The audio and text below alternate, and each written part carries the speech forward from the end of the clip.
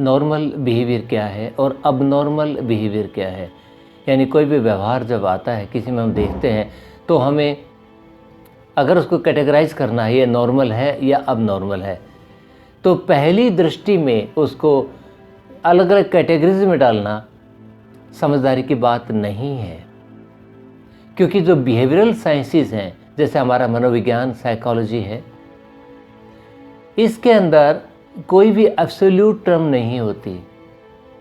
यानी बिल्कुल जीरो भी नहीं होता और बिल्कुल 100% भी नहीं होती है चीज़ें।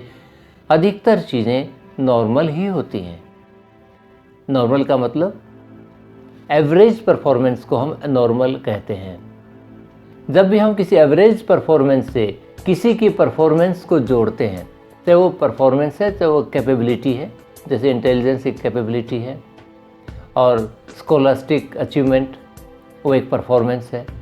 कोई भी चीज़ है जिसको हम अब नॉर्मल या below normal whatever you call it, उसको डिक्लेयर करने के लिए हम उतावलापन कभी ना करें, क्योंकि बहुत सारे फैक्टर्स हैं जिनका हमने प्रयोग करना है। उसके आधार पर ही हम किसी चीज़ को कहेंगे ये नॉर्मल है या अब नॉर्मल है। देखिए, किसी चीज़ को या किसी व्यवहार को हम डिक्लेयर करने से पहले किन किन बातों का ध्यान रखेंगे, कुछ नॉर्म्स की बात मैं आपके सामने करता हूँ। जैसे एक नॉर्म होता है कल्चर का नॉर्म, यानी एक संस्कृति का नॉर्म।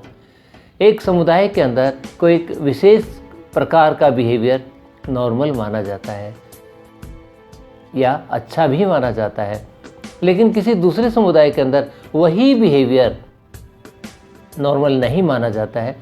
तो अगर एक इंसान एक समुदाय में वो बिहेवियर कर रहा है, दूसरे में जाके वो उसी बिहेवियर को करता है, तो वहाँ पे उसको अबनॉर्मल करार दे दिया जाएगा, जबकि बिहेवियर सेम है। फ़र्क हो गया कल्चर का, यानी कल्चर एक नॉर्म के रूप में काम करता है। जहाँ कल्चर है, कल्चर के अंदर सब कल्चर भी होते हैं। अगर हम हिंदुस्तान की बात करें तो जैसे एक कल्चर हो गया, उसके अंदर कुछ जातियाँ होगी और जातियाँ के अंदर उपजातियाँ भी होगी, यानी कि अलग अलग नॉर्म बन जाते हैं और साथ साथ फैमिली नॉर्म भी लोग बना लेते हैं, होते ही हैं सभी के।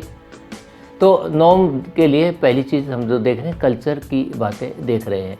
उसके बाद एक आयु का भी एक नॉर्म होता है, एक उम्र। एक छोटा बच्चा जो व्यवहार करता है और बड़ा अगर उसी व्यवहार को करता है तो उसे कहते हैं चाइल्डिश, बच्चे जैसा, यानी वो नॉर्मल नहीं हुआ। यानी कि व्यवहार अपने आप में नॉर्मल या अबनॉर्मल नहीं है, बल्कि उसकी व्याख्या उस आधार पर की गई कि किस उम्र के व्यक्ति ने वो व्यवहार किया है। अगर कोई बड़ा आदमी रोता है, आप देखिए छोटी बात पर रो पड़ता है, तो क्या बच्चों की तरह रो रहा है, यानी बच्चों के लिए वो व्यवहार नॉर्मल है, बड़े के लिए वो नॉर्मल नहीं है।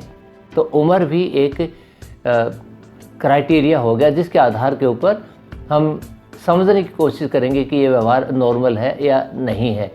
इसी प्रकार जेंडर, लिंग भी एक आधार है।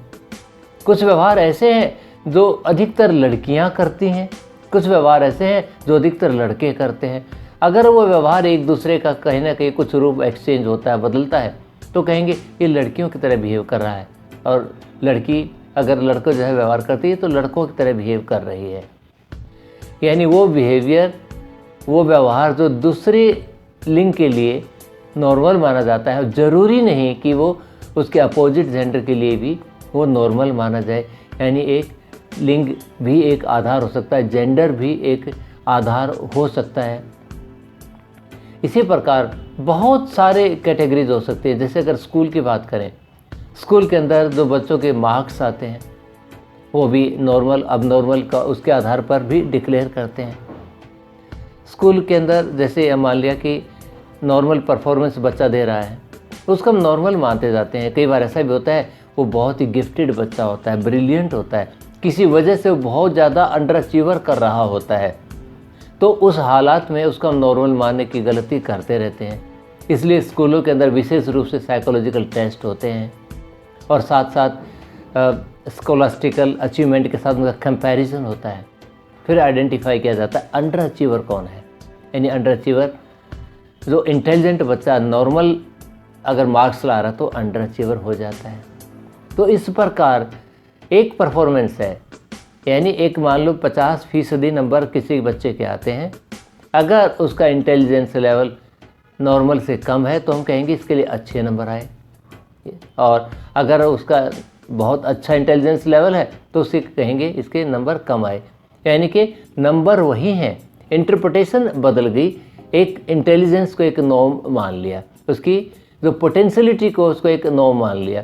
ये भी एक नॉर्मल और अब नॉर्मल दिखाने का एक तरीका हो गया। ऐसे भी किसी व्यवहार को अगर हम लेते हैं, जैसे हम कहते हैं कोई मैदान के अंदर खेल रहा है, कोई खिलाड़ी कबड्डी कर रहा है, रेसलिंग कर रहा है, फुटबॉल खेल रहा है, नॉर्मल है। अगर वो घर के अंदर फुटबॉल खेलता है, चीज़ों को तोड़ता है, वो नॉर्मल बिहेवियर नहीं है। तो जहाँ पर जो बिहेवियर नॉर्मल समझा जाता है वो वहीं पर ही नॉर्मल है, दूसरी जगह करने में, दूसरी सिचुएशन बदलने में वो अब नॉर्मल हो जाता है। हमें ये जल्दी कतई नहीं करनी चाहिए कि किसी को देखें और एक झटके से उसे नॉर्मल और अब नॉर्मल के लिए व्याख्या कर दें, कि उसको समझने के लिए ये बहुत ही जटिल विषय है। उसको समझने के लिए बहुत सारे फैक्टर हैं जो हमने ध्यान में लाने हैं, उसके बाद ही उसके ऊपर कहना है कि ये नॉर्मल है, अब नॉर्मल है। हर अब नॉर्मल का मतलब सिर्फ साइकोटिक नहीं होता, अब नॉर्मल का मतलब सिर्फ पागल भी नहीं होता। अब नॉर्मल दोनों प्रकार का होता है। जो अबव नॉर्मल कर रहा है वो भी तो अब नॉर्मल है, क्योंकि नॉर्मल तो वो भी नहीं है, नॉर्मल से ज़्यादा अच्छा वो स्कोर कर रहा है, और जो बिलो नॉर्मल कर रहा है वो भी तो नॉर्मल नहीं है। अगर हम एक स्टैटिस्टिकली देखें, एक डाटा लेते हैं, अच्छा खासा सैंपल साइज़ अगर लें, 200 या उससे ऊपर का सैंपल साइज़ लेते हैं, अगर उसका ग्राफ खींचते हैं, हम उससे एक पर्टिकुलर करैक्टरिस्टिक्स को लेकर या किसी एक बिहेवियर को लेकर उसका एनपीसी बनाते हैं, नॉर्मल प्रोबेबिलिटी कर्व अगर बनाते हैं, तो उसमें आप पाएंगे उसका ±1 ST एरिया देखेंगे, ±1 ST का, उसके अंदर लगभग 68% के लगभग लोग उसके अंदर आ जाते हैं। यानी जो नॉर्मेटिव बिहेवियर है वो तकरीबन 68% या मोटा मोटी कहें 2/3 बिहेवियर नॉर्मल ही पाया जाता है आम तौर पे। यानी बाकी का जो 1/3 बच गया, जो 15-16% एक साइड में और 15-16% दूसरी साइड में जो बच गया है वो अब नॉर्मल है। यानी कि जो पॉजिटिव साइड का है वो भी तो अब नॉर्मल है। उनके अंदर अगर टैलेंट ज़्यादा है तो उसको भी तो हमने यूटिलाइज करना है।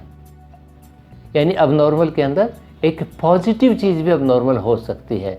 जो बहुत लंबा इंसान है उसे ही अब नॉर्मली टॉल कह देते हैं, क्योंकि वो नॉर्मल से बहुत ज़्यादा है। बहुत छोटा है, अब नॉर्मली शॉर्ट, ये वर्ड हम आमतौर पे यूज़ करते हैं। इसी प्रकार जो कम परफॉर्मेंस वाला है, जो करैक्टरिस्टिक्स के जो बिल्कुल दूसरी साइड में होते हैं, 15-16% लोग जो होते हैं उस नेगेटिव साइड में अब नॉर्मल कहे जाते हैं। लेकिन उनमें भी सब कैटेगरीज होती हैं।